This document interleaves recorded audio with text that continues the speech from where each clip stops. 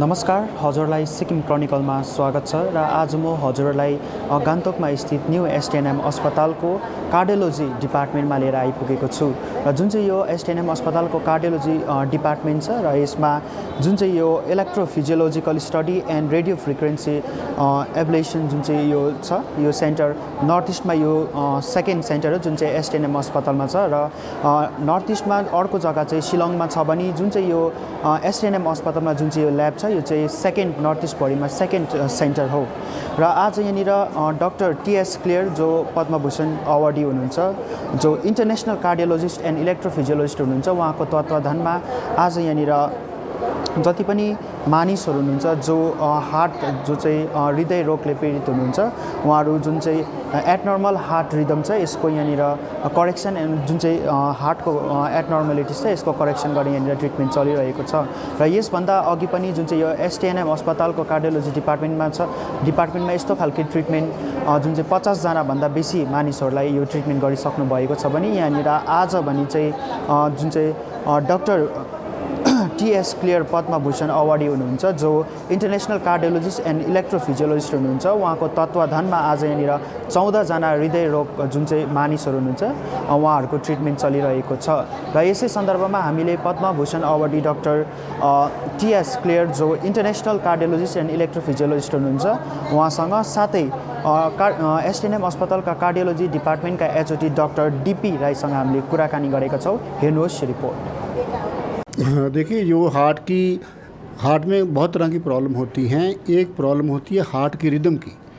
Heart की rhythm की problem का मतलब यह है कि हार्ट बहुत तेज़ भागता है या बहुत स्लो है या इर्रेगुलर है या इसका कोई कम्बिनेशन हो सकता है। जैसे तेज़ भी है, इर्रेगुलर भी है, स्लो भी है, इर्रेगुलर भी है।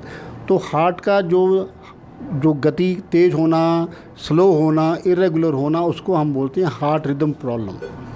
और ऐसी बहुत सी बीमारियां हैं जिसमें कि हार्ट रेट 180, 200 तक हो सकता है। ऐसी बीमारियों का बिना ऑपरेशन से इलाज होता है, जिसको बोलते हैं radio frequency ablation. Ablation mean to burn.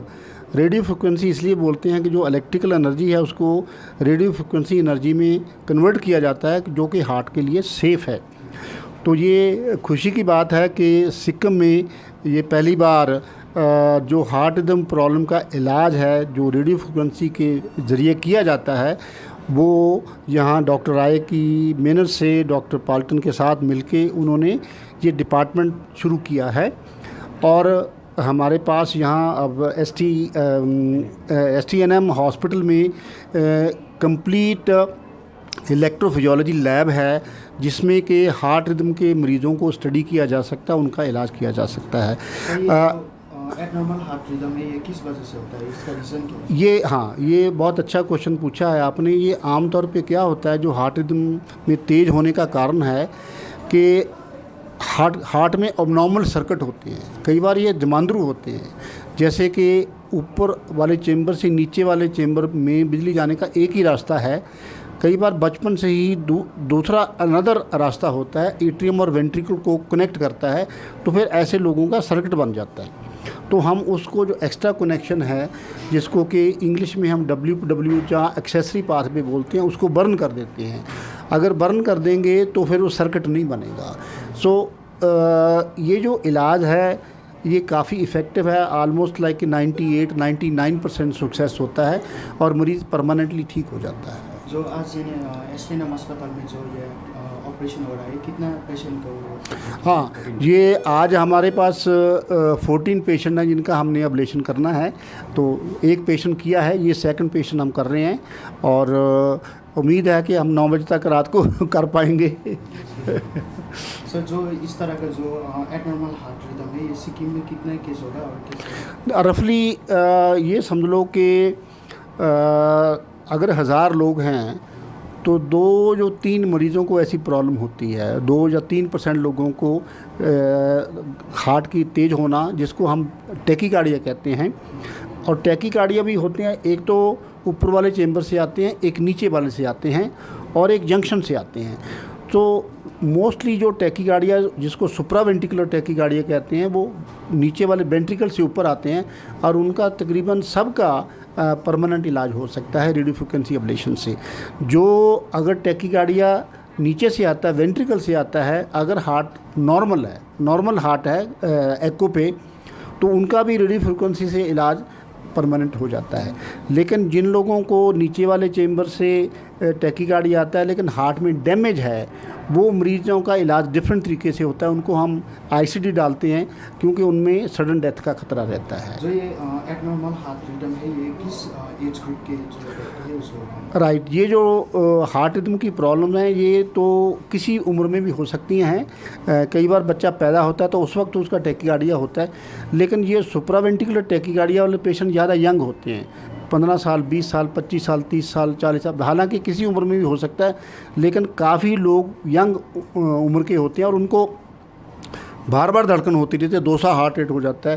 पहले इसका कोई इलाज नहीं होता था, लेकिन अब हमारे पास इसका परमानेंट इलाज है जिसको कि रेडियो फ्रिक्वेंसी एब्लेशन कहते हैं। तो हम जैसे एंजियोग्राफी करते हैं तो उसी से कैथेटर से हार्ट में जाते हैं, और जो हमारी ये मशीन है, ये आप देख रहे हैं जो लेफ़्ट साइड पे, उसमें इंट्रा हार्ट के अंदर से सिग्नल आते हैं। सिग्नल के ज़रिए पता चलता है कि वो हमने बर्न किस पॉइंट को करना है। बड़ा स्टैंडर्ड प्रोसीजर है, तो ये कोई मुश्किल काम नहीं है। आमतौर पे 40 मिनट, 45 मिनट, 1 घंटे में एब्लेशन हो जाता है। हाँ, उनके भी पहले पेशेंट को एक्स्ट्रा पाथवे था, लेकिन वो लगता है कि अपने आप चला गया, तो हमें एब्लेशन की ज़रूरत नहीं पड़ी। ये सेकंड पेशेंट को भी लेफ़्ट साइड पे पाथवे है, तो हम जो एब्लेशन कर रहे हैं अभी उसका। दिस इज यो हाम्रो एउटा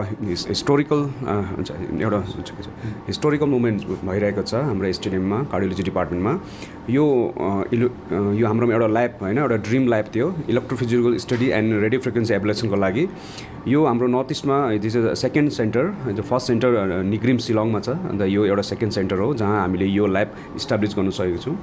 अन्त यो इस्टाब्लिस गर्नु लागि, यसको लागि पाइनर इन दिस फिल्ड होइन, हाम्रो सर हुनुहुन्छ होइन, डक्टर टीएस क्लियर सर हुनुहुन्छ। उहाँ पद्मभूषण एवार्डेड हुनुहुन्छ। उहाँले यो धेरै साल अगाडिदेखि नै उहाँको स्टुडेन्ट्सहरू अल ओभर इन्डियामा होइन यो काम गरिरहेको छ, र उहाँलाई हामीले यहाँ उहाँले भिजिट गरिदिनु भयो। This is so blessed and we are so honoured to have TS Kler sir in our department. He has a huge के अरे expectations and appreciation for us, and it's a blessing for all the youngsters, young doctors like me, Dr. Palden, and we are here. So हाम्रो सिक्किममा कार्डियोलोजिस्टहरू एकदमै कम्ती छौँ है। अहिले हामी प्र्याक्टिसिङ होइन गभर्मेन्टमा हामी 2 जना मात्रै छौँ, र पनि स्टिल यो एउटा एक्सप्लोर न्युअर हायर यो खालको मोडालिटी ट्रिटमेन्ट जसको लागि चाहिँ हामी पेसेन्टहरूलाई बाहिर जानु नपरोस् भनेर चाहिँ हामीले यो फेसिलिटीहरू यहीँ गर्नु लागि यति मेहनत गर्दैछौँ।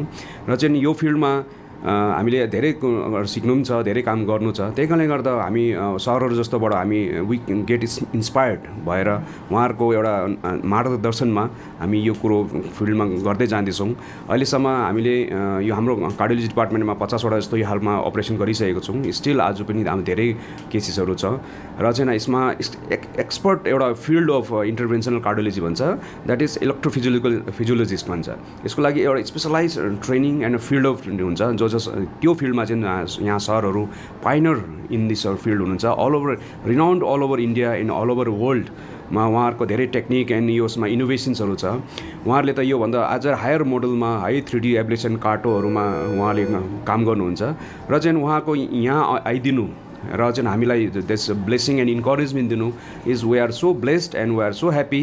एन्ड सरलाई एकदमै वी आर सो थ्याङ्कफुल कि सर द्याट मिन्स हामी तपाईँहरू यहाँ आके होइन इतना ब्लेसिंग करके हम लोग को इनकरेज किया और help us to establish this cath life. Thank you so much sir. So I am very happy to see this hospital, number one. Number two, I am very happy to see the real good cardiac center which Dr. D.P. Rai and now Dr. Palton they are running this place. In fact, to be honest with you, that this is the first government hospital.